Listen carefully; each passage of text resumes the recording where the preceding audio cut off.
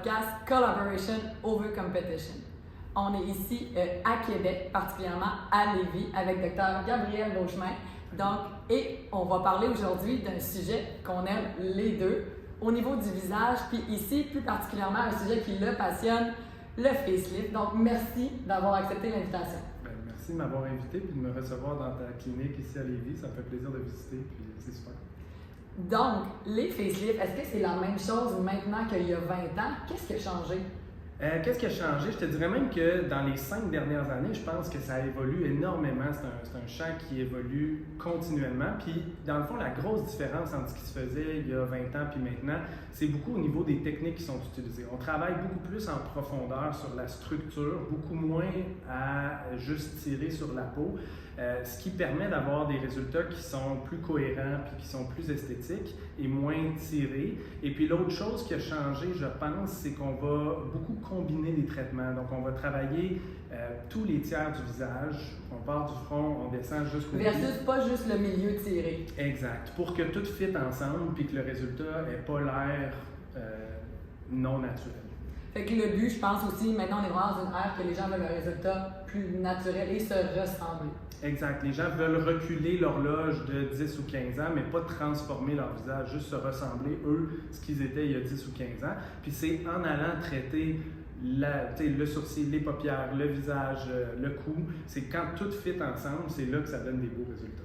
Justement, c'est une demande qu'on a souvent. Est-ce qu'on traite chaque zone individuellement? Est-ce qu'on va, par exemple, juste traiter le cou? Parce que ça, c'est une demande qu'on a souvent, le cou. Le cou, je te dirais qu'il y a des bonnes candidates ou des bons candidats pour une chirurgie isolée du cou. Là, souvent, c'est 30 à 45, 50 ans avec très peu de vieillissement du visage, très peu de descente des bajoux, les plis nasogéniens, parce que sinon les gens vont être déçus.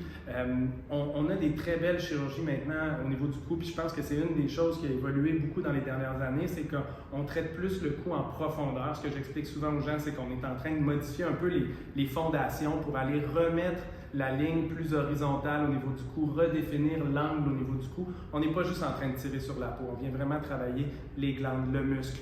Puis corrige-moi, mais c'est un résultat aussi plus à long terme qu'on veut justement. Absolument, parce que ce travail-là sur la structure, il est permanent. Puis après ça, la peau, quand on ferme un facelift maintenant, dépendamment des techniques qui sont utilisées, mais moi ce que j'utilise c'est le deep plane, il n'y a aucune, ou le facelift en plan profond, il n'y a aucune tension sur la peau. C'est ça, fait qu'on a passé l'air, qu'on a l'air trop tiré, trop figé. C'est plus ça qu'on veut. L'autre chose, qu'est-ce que tes patients te disent après un facelift? Ils disent « Ah, je ne m'attendais pas à ça ». Une des choses qui revient souvent après, c'est le fait que c'est pas très douloureux comme procédure. Je veux pas minimiser la procédure, c'est une bonne chirurgie avec une bonne convalescence, mais la douleur elle-même après la chirurgie, elle n'est pas importante. Il y a plusieurs raisons, il y a les techniques qu'on utilise, c'est ce qu'on utilise pour geler aussi pendant la procédure, mais c'est pas une chirurgie qui est particulièrement douloureuse. Mais comme je te dis, c'est quand même une convalescence, quand même une période où on va avoir de l'enflure, on peut avoir des changements au niveau du visage qui sont temporaires, des ecchymoses, des choses comme ça. C'est ça, il faut quand même prévoir une période de récupération. Exact, mais c'est quelque chose qui se fait très vite.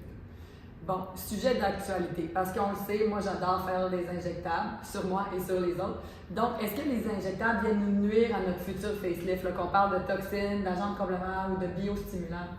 C'est en effet un sujet chaud. Je pense que ce qu'il faut comprendre, c'est que oui, ça rajoute un petit peu de complexité, dépendamment de comment ça a été fait, ces traitements-là, et dans quel plan ça a été fait. Ça peut rajouter un petit peu de complexité au niveau technique chirurgicalement. Ceci dit, je pense que les bons traitements faits dans les bons tissus par une personne qui est expérimentée, qui comprend bien l'anatomie, sont parfaitement adéquats et justifiés. On ne fera pas des traitements dans l'année, 2 ans avant le facelift qui vont aller dans les plans où on va les disséquer. Mais quand on parle d'injectables plus superficiels, exactement. Quand on veut faire un facelift plus profond, c'est raisonnable. La toxine, les injectables, on peut, puis même, j'irais plus loin, il y a des choses qu'on fait au moment de la chirurgie qui sont des traitements médico-esthétiques. On peut parler des lasers. Exactement. Donc, je pense que c'est des traitements qui se combinent. Il faut le réfléchir adéquatement. Il faut être avec quelqu'un qui comprend cette séquence-là, puis de bien placer les produits, puis bien coordonner les traitements. Mais ça peut très bien se combiner. Puis au contraire, je pense que de traiter à la fois la peau et la structure, c'est ce qui va nous permettre d'avoir un résultat qui est beaucoup plus naturel. Et aussi à long terme. Fait que je pense encore à l'importance de la collaboration avec peut-être plus les médecins injecteurs, de savoir c'est où les limites des injections et de communiquer avec les chirurgiens du visage pour dire « Hey, voici notre plan match injectable versus chirurgical » pour avoir vraiment tous les outils pour notre patient. Exact. Puis c'est pas parce qu'on a eu un facelift qu'on voudra plus faire aucun traitement médico-esthétique par la suite.